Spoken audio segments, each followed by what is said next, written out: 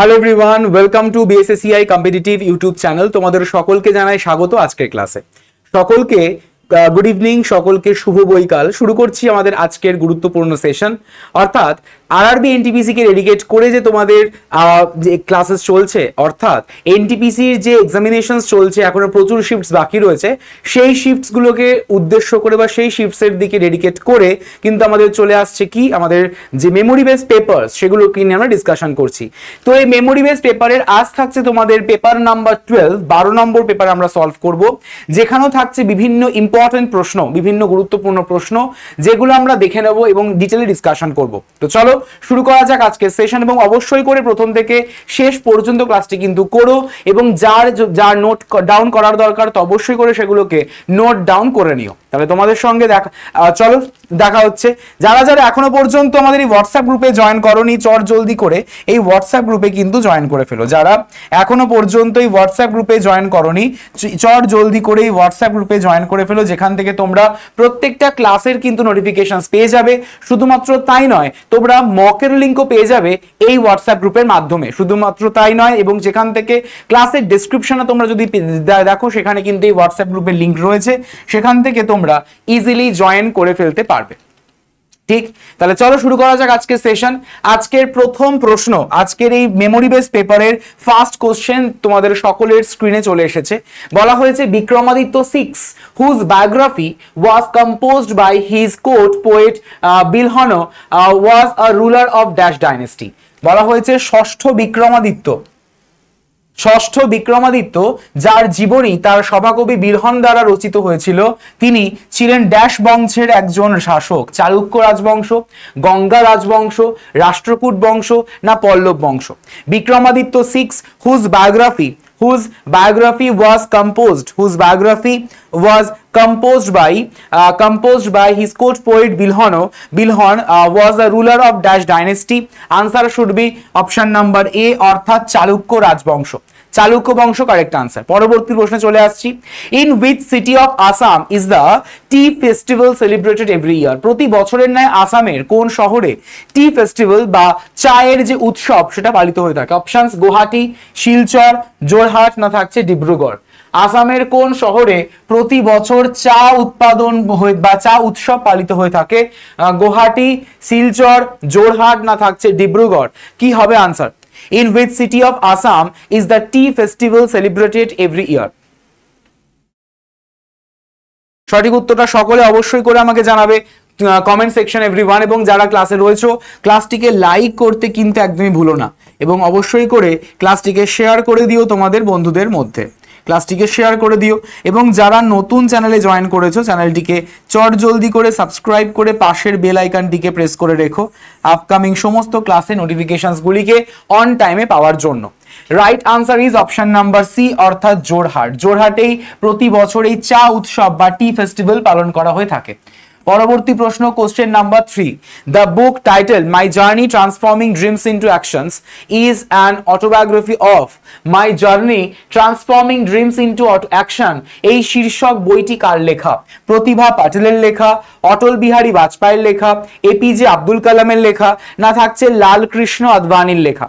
My journey transforming dreams into actions, এই যে শীর্ষক বইটি, এটি কার অটোবায়োগ্রাফি? প্রতিভা পাটিল, অটল বিহারী বাজপেয়ী, এপিজে আব্দুল কালাম না থাকছে লালকৃষ্ণ আদবানি? সকলে কমেন্ট সেকশন আনসার করবে চট জলদি করে। সঠিক উত্তর অপশন নাম্বার সি, অর্থাৎ ডক্টর এপিজে আব্দুল কালাম, যাকে আমরা মোটিভেশনাল, যাকে আমরা আয়রন ম্যান অফ ইন্ডিয়া বলে থাকি, রাইট? তো এই ডক্টর এপিজে আব্দুল কালামেরই কিন্তু বিখ্যাত যে বই বা বিখ্যাত যে অটোবায়োগ্রাফি, সেটাই হয়ে যাচ্ছে my journey transforming dreams into action. পরবর্তী প্রশ্ন, question number 4। The railway system connecting St. Petersburg to Vladivostok is dash. Saint Petersburg থেকে ভ্লাদিভস্টকে সংযুক্তকারী রেল ব্যবস্থা হলো কি? থাকছে আমাদের আলটাই রেলওয়ে, থাকছে আমেওর রেলওয়েজ, থাকছে ট্রান্স বৈকাল রেলওয়ে না থাকছে ট্রান্স সাইবেরিয়ান রেলওয়েজ? প্রশ্নে বলা হয়েছে সেন্ট পিটার্সবার্গ থেকে ভ্লাদিভস্টক সংযুক্তকারী রেল ব্যবস্থা কোনটি? The Altai railway, the Amur railways, trans Baikal railway না ট্রান্স সাইবেরিয়ান রেলওয়েজ? কি হবে আনসার? চট জলদি করে সকলে আনসার করে আমাকে জানাও কমেন্ট সেকশন এভরিওয়ান।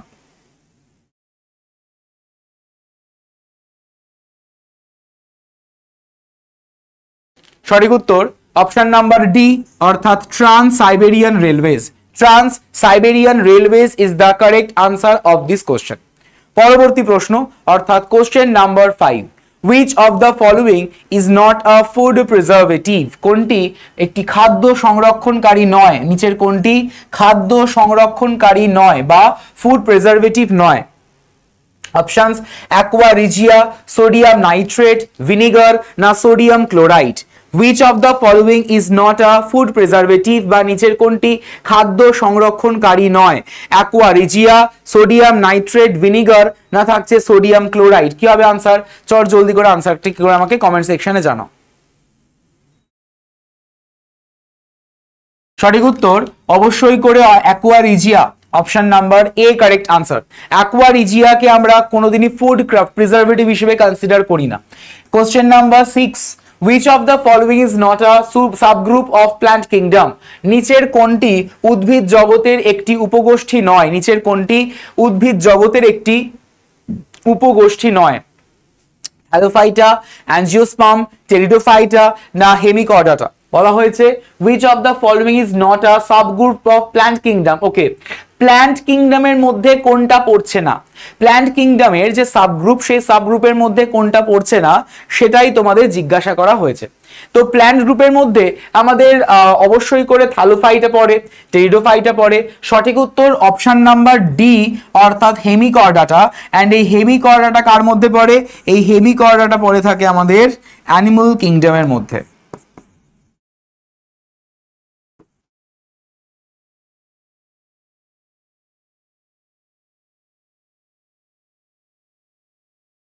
অ্যানিমাল কিংডমের মধ্যে কিন্তু পড়ে থাকে। Option number D correct answer. Next প্রশ্ন, in which of the following states of India is the buffalo breed named Banni mainly reared? ভারতের কোন রাজ্যে বান্নি নামক আমাদের মহিষ প্রধানত পালন করা হয়? কেরালা, পশ্চিমবঙ্গ, গুজরাট না ওড়িশা? বলা হয়েছে in which of the following states of India is the buffalo breed named Banni mainly reared? ভারতের কোন রাজ্যে বান্নি নামক মহিষ প্রধানত পালন করা হয়? কেরালা, পশ্চিমবঙ্গ, গুজরাট না ওড়িশা? কি হবে আনসার?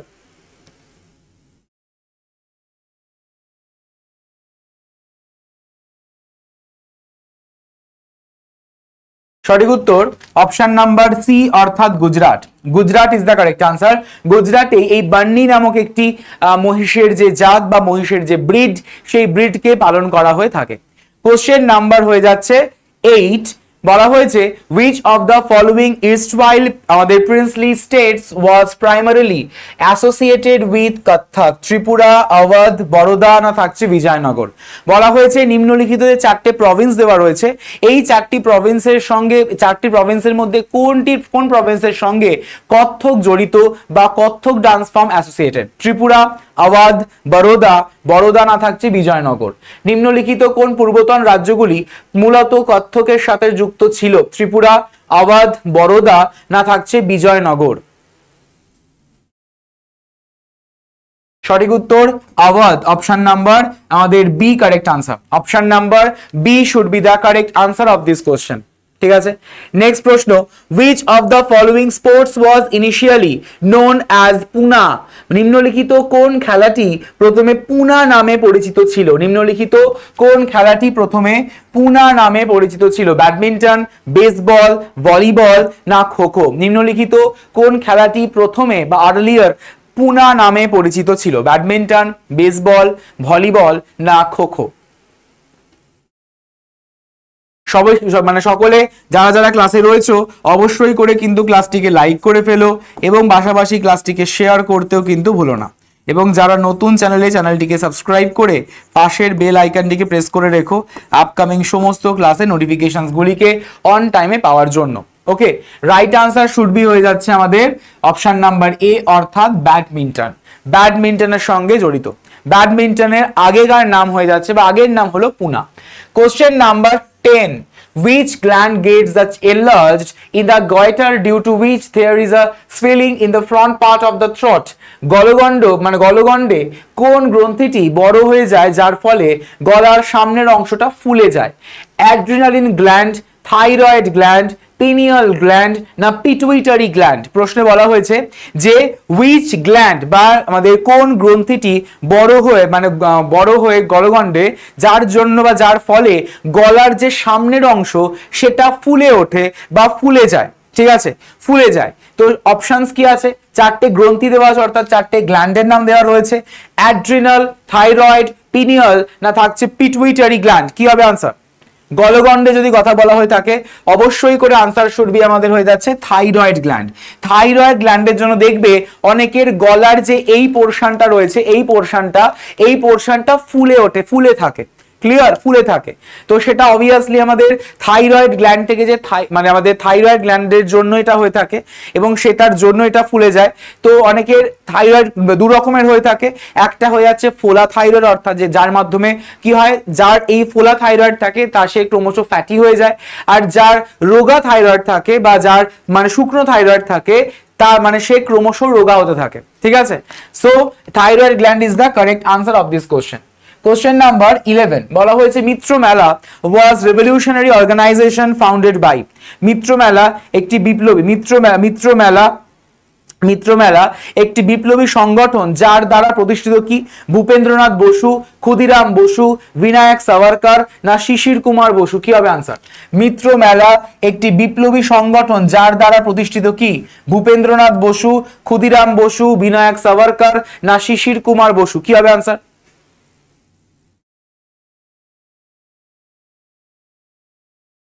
মিত্রমেলা এই যে বিপ্লবী সংগঠন বা রেভলিউশনারি অর্গানাইজেশন, এটাকে ফাউন্ড করেছে বিনায়ক সাভারকর।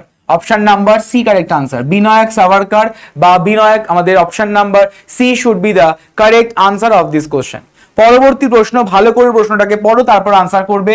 এখানে বলা হয়েছে অ্যাকর্ডিং টু দ্য সেন্সাস 2011, 2011 যে আদমশুমারি, কারণ এখনো নতুন আদমশুমারি বেরোয়নি তো প্রশ্নের কোনো চান্সই নেই। তো 2011 সালের যে আদমশুমারি হয়েছে সেই আদমশুমারি অনুসারে ভারতের মোট ফার্টিলিটি রেট বা উর্বরতার হার কত শতাংশ? একটি আনুমানিক পরিসীমা প্রদান করতে কিন্তু এখানে হবে। তোমাদের কোনো স্পেসিফিক আমাদের একটাই ভ্যালু দেওয়া হয়নি, এখানে বেসিক্যালি রেঞ্জ দেওয়া হয়েছে। কি রেঞ্জ? 3.1 থেকে 3.9, 2.1 থেকে 2.9, 4.1 থেকে 4.9 না 5.1 থেকে 5.9। অ্যাজ পার দ্য 2011 সালের সেন্সাস বা আদমশুমারি অনুযায়ী ভারতবর্ষের যে মোট ফার্টিলিটি রেট বা যে উর্বরতার হার সেটা কত শতাংশ ছিল, অর্থাৎ তার রেঞ্জটা কতর মধ্যে ছিল? মূলত ছিল আমাদের 2.1 থেকে 2.9 এই রেঞ্জের মধ্যে। 2.1 থেকে 2.9 এই রেঞ্জের মধ্যে কিন্তু ছিল fertility rate, total fertility rate বা টিএফআর। ঠিক আছে, তোমাদের এটা পরীক্ষায় কিন্তু টিএফআর হিসেবেও দিতে পারে, টোটাল ফার্টিলিটি রেট, টিএফআর শর্টেও কিন্তু দিয়ে থাকে পরীক্ষায়। ঠিক আছে, question number 13, which of the following is an example of artificial ecosystem? নিচের কোনটি কৃত্রিম বাস্তুতন্ত্রের একটি উদাহরণ বা আর্টিফিশিয়াল ইকোসিস্টেমের একটি example? Option garden, forest, lake না পন্ড? বলা হয়েছে নিচের কোনটি একটি কৃত্রিম বাস্তুতন্ত্রের উদাহরণ যেটা আমরা নিজেরা তৈরি করি, ন্যাচারালি তৈরি হয় না, আমরা নিজেরা এটাকে তৈরি করি, সেলফ মেড বলতে পারো। তো বাগান বা ফরেস্ট, গার্ডেন, বন বা ফরেস্ট, হ্রদ বা লেক, পুকুর বা পন্ড? কোনটি হবে কারেক্ট আনসার? কোনটি কৃত্রিম ইকোসিস্টেম বা কৃত্রিম বাস্তুতন্ত্রের বা আর্টিফিশিয়াল ইকোসিস্টেমের একটি example? Definitely the right answer should be option number হয়ে যাচ্ছে এ, ডেফিনেটলি গার্ডেন। আমরা গার্ডেন নিজেরা তৈরি করি, তাই না? বিভিন্ন টব ফুলের গাছ কিনে এনে গার্ডেন তৈরি করি, তাই তো? তো এই গার্ডেনকে আমরা যেহেতু তৈরি করছি সেই জন্য আর্টিফিশিয়াল। তো পরবর্তী প্রশ্ন, কোশ্চেন নাম্বার হয়ে যাচ্ছে 14, in which of the following languages did Jyotiba Phule write the Gulamgiri in 1873? 1873 সালে জ্যোতিবা ফুলে গুলামগিরি কোন ভাষায় লিখেছিলেন? ইংলিশ, মারাঠি, হিন্দি না গুজরাটি? 1873 সালে জ্যোতিবা ফুলে গুলামগিরি কোন ভাষায় তিনি লিখেছিলেন? অপশনস ইংলিশ, মারাঠি, হিন্দি না গুজরাটি? কি হবে আনসার? সকলে অবশ্যই করে কমেন্ট সেকশন আমাকে জানিয়ে দিও এভরিওয়ান।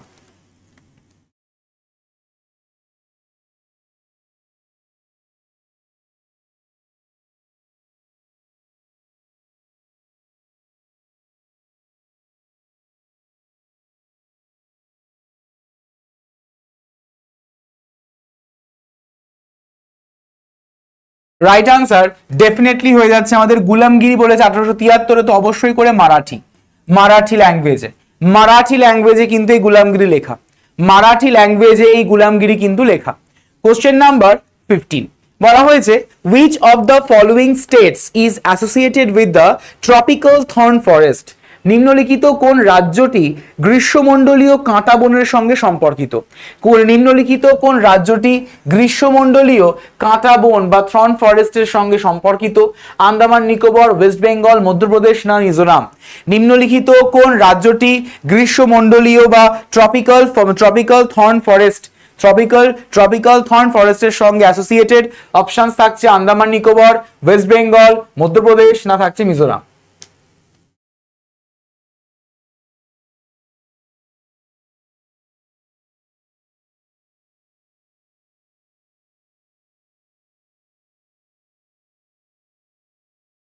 সঠিক উত্তর ডেফিনেটলি মধ্যপ্রদেশ, এমপিতে ট্রপিক্যাল থর্ন ফরেস্ট। এবং যদি বলা হয়ে থাকে এই মধ্যপ্রদেশে কিন্তু সব থেকে ম্যাক্সিমাম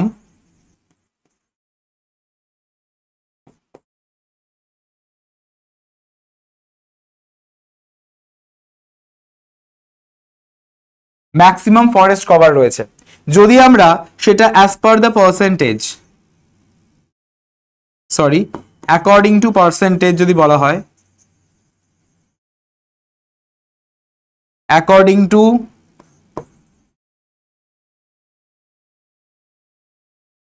পার্সেন্টেজ যদি বলা হয় তাহলে মিজোরামে হয়ে যাচ্ছে